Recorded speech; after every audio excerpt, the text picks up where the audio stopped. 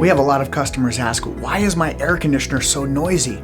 And the first thing to know is that there are different things in the system that can be creating noise. It could be one of the motors, but it could also be an air resistance if one of your vents is too small, or you've dialed it back to try and push air to another area of the home if the intake is too small. So we have to separate motor noise and air noise.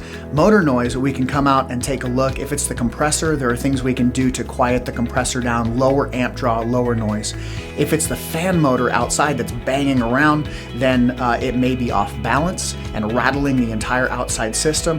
Or if the blower motor has gotten dirt on it, it'll start to weight one side of it a lot of times, and then it starts to move around and create a racket in there. So what we need to do is we just need to come out, take a look at what's going on, figure out what's creating the noise, what's creating the problem, and then we can provide some solutions for you based on the issue. You can call us at 520-888-8787 or find us on the web at iDesignAC.com.